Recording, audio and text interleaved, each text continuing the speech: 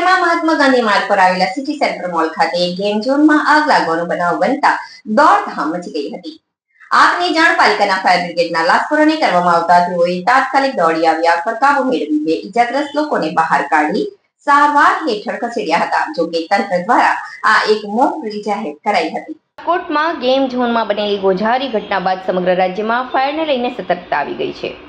ભરૂચ શહેરમાં આજે ફાયર વિભાગ દ્વારા આગ જેવી આપત્તિની પરિસ્થિતિમાં કેવી રીતે અસરકારક રીતે કામગીરી કરવી તેની તૈયારી માટે મોક ડ્રીલનું આયોજન કરવામાં આવ્યું હતું, જેમાં શહેરના મહાત્મા ગાંધી માર્ગ પર આવેલા સિટી સેન્ટર મોલમાં આવેલ ગેમ ઝોનમાં મોક ડ્રીલ દરમિયાન આગ લાગ્યાની કલ્પિત પરિસ્થિતિ સર્જાઈ હતી, જેની જાણ ભરૂચ નગરપાલિકાના ફાયર બ્રિગેડના લશ્કરોને કરવામાં આવી।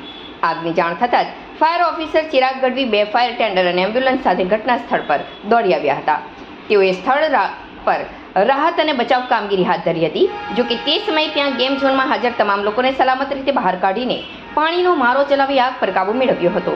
જ્યારે બે લોકો ઇજાગ્રસ્ત થયા હતા, તેમને સારવાર અર્થે સિવિલ હોસ્પિટલ ખાતે ખસેડવામાં આવ્યા હતા। જો કે બાદમાં તેમણે મોક ડ્રીલનો મુખ્ય ઉદ્દેશ્ય સ્થાનિક નાગરિકો અને સંસ્થાઓને આગજનની સંભવિત પરિસ્થિતિમાં સતર્ક રહેવા અને તાત્કાલિક પગલાં અંગે જાગૃત કરવાનો જણાવ્યો હતો।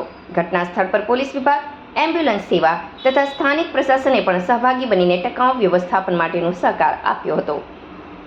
આજ રોજ ભરૂચ શહેરમાં સિટી સેન્ટર કોમ્પ્લેક્સમાં બીજા માળ પર ગેમ ઝોનની બહાર આગ લાગવાનો બનાવ બન્યો છે તેવું કંટ્રોલ રૂમ પર માહિતી મળી હતી, જેના ભાગરૂપે ભરૂચ ફાયર બ્રિગેડ દ્વારા એક વોટર બાઉઝર, એક રેસ્ક્યુ ટેન્ડર સહિત ઘટના સ્થળે આવી જોતા અહીંયા ગેમ ઝોનમાં 50 જેટલા લોકોને સહી સલામત રીતે બહાર કાઢવામાં આવ્યા હતા। તેમજ બે કેઝ્યુલિટી ધ્યાને આવતા તેઓને તાત્કાલિક સારવાર અર્થે ખસેડવામાં આવે છે। આ સંપૂર્ણ ઘટનાને અમે મોકડ્રીલ જાહેર કરીએ છીએ।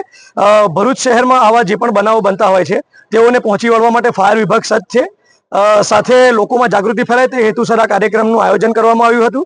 સાથે પોલીસની ટીમ પણ હાજર રહી હતી, તેમજ મેડિકલમાંથી 108માંથી હેલ્થ વિભાગની ટીમ પણ હાજર રહી હતી।